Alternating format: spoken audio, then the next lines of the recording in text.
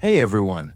Tonight, we're drifting back to a time before Rome was, well, Rome. So get comfortable. Maybe dim the lights. Put your phone somewhere you can't quite reach, but can still find in morning. And let's let our brains idle for a while as we wander through one of history's most overtold stories. The founding of the Roman Empire, told, at last, the way it deserves, extremely slowly, mildly sarcastically, and with no particular urgency. Because yes, the Romans gave us roads, aqueducts, and a very confusing calendar system. But before that, they gave us a myth so full of drama, wolves, and bad family decisions that it practically invented Mediterranean dysfunction.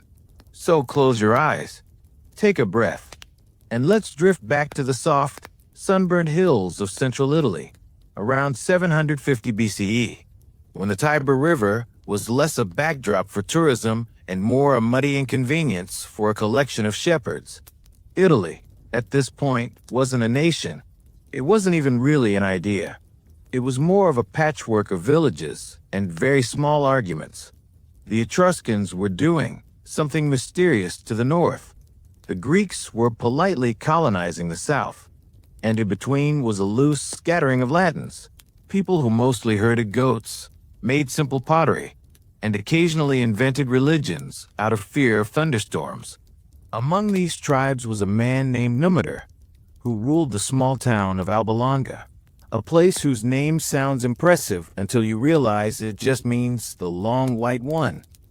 He was a descendant of Aeneas, that slightly traumatized Trojan hero who fled the burning city, wandered the Mediterranean for a while, and, because all ancient myths require this, married into some local royalty and founded a line of kings. Numitor's reign was not particularly exciting. He was relatively peaceful, which in ancient myth terms means about to be overthrown. And of course, he was by his own brother, Amulius, who clearly had read the mythological rulebook and decided it was his turn to be the terrible sibling. Amulius didn't just take the throne. He also made sure that Numitor's son had an unfortunate accident, which, in mythological terms, usually means murdered discreetly and then never mentioned again.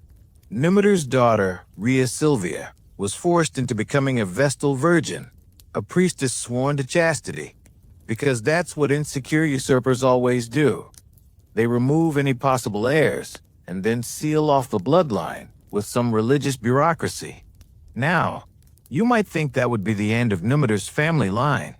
But, and this is very common in ancient stories, the gods apparently had other ideas. One day, as Rhea Silvia was doing whatever Vestal virgins did when not trying to stay alive, the god Mars, yes, the god of war, appeared. Whether he was invited or not is unclear. Ancient sources, being written by men, insist it was a divine romance. Modern scholars, being slightly more realistic, tend to raise an eyebrow at that phrasing. Either way, Rhea Silvia became pregnant, which was awkward, since Vestal virgins were supposed to remain very much unpregnant. She gave birth to twins, Romulus and Remus. Naturally, Amulius was not delighted by this development. In keeping with traditional tyrant etiquette, he ordered the twins to be drowned in the Tiber River, because apparently no one in ancient mythology had ever noticed that this method of infant disposal almost never works. The servant tasked with the grim job took pity, or perhaps just couldn't find a deep enough spot on the river, and instead placed the twins in a small basket, set it adrift, and hoped for the best. The Tiber, being as lazy as most rivers in myth, gently carried the basket until it snagged near a fig tree at the base of the Palatine Hill, a spot that would, much later, become some very expensive Roman real estate. And here enters the most famous part of the story. A she-wolf, known as Lupa, came across the crying infants and, rather than eating them, which would have been a more natural wolf response, decided to nurse them instead. For centuries, Romans told and retold this tale with deep reverence, conveniently overlooking how peculiar it sounded. They even built a shrine to the she-wolf, because nothing says future empire quite like publicly worshiping an animal that once acted as a mythological wet nurse. Eventually, the twins were found by a shepherd named Faustulus, who, along with his wife, decided to raise them. Because why not? Two random babies raised by a wolf seemed like a fine addition to the household. Romulus and Remus grew up among shepherds, tall, strong, charismatic, and possibly still howling at the moon. They became natural leaders of the local youth, which mostly meant organizing petty fights with neighboring herders, stealing livestock, and probably arguing over whose wolf mother loved them more. Their adoptive father Faustulus eventually realized who they were, descendants of Numitor, and told them the truth, which, for young men in a myth, is usually the cue to start a small revolution. They rallied some friends, attacked Alba Longa, and killed Amulius, bringing their grandfather Numitor back to the throne. And after that, the twins decided they were too ambitious to remain humble shepherds. They wanted their own city. The brothers set out to build a settlement near the Tiber, at the very spot where the river had so politely failed to kill them. But, as with most family ventures, they immediately began to argue. Romulus favored the Palatine Hill. Remus preferred the Aventine Hill, right next door. This, of course, became a problem, because when two brothers in mythology argue about location, you know it's going to end badly. They agreed to let the gods decide, through an augury, or a bird-based omen contest. Remus saw 6 vultures first, which he took as a win. Romulus, however, saw 12 a bit later, which he decided counted more. The logic was unclear, the tension inevitable. When Remus mocked Romulus by leaping over his half-built wall, a symbolic act of disrespect, Romulus struck him down. The first blood spilled on Roman soil came from brother against brother, and thus Rome was born, founded in fratricide, pride, and an early example of poor conflict resolution.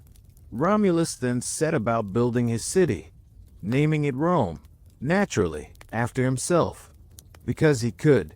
Now, having a city is one thing, populating it is another. Romulus quickly realized his shiny new settlement lacked people, specifically women. The city was full of men, mostly exiles, runaways, and herdsmen, but not a single potential wife. So Romulus, being a practical sort of man, decided to host a festival. He invited the neighboring Sabines to come and enjoy some games and entertainment. And then, because the Romans always preferred efficiency, he and his men kidnapped the Sabine women mid-festival. This event, known euphemistically as the Rape of the Sabine Women, was a PR disaster from day one. But according to legend, the women themselves eventually intervened to stop the subsequent war between their fathers and their new husbands, standing between the two armies and insisting that everyone please calm down. Thus, through an awkward blend of abduction and diplomacy, Rome gained its first families. Under Romulus, Rome grew, slowly, like a stubborn vine. He established a Senate, probably so someone else could share the blame when things went wrong. He divided the population into classes, patricians, plebeians, and everyone else, setting up centuries of resentment that would define Roman politics forever. He ruled for roughly 37 years, during which time he allegedly fought a few wars, expanded the city, and continued to act like a man who once killed his brother and got away with it. And then, one day, he disappeared. Some said he was murdered by the Senate, which, frankly, is very on brand for Roman governance. Others claimed he was taken up into the heavens during a storm and transformed into the god Quirinus, which is ancient historian code for "we lost the body and decided to make it sound impressive." Either way, Romulus left behind a city that was, somehow, still standing, which in mythological terms counts as a resounding success. Rome continued under a series of kings, each slightly less believable than the last.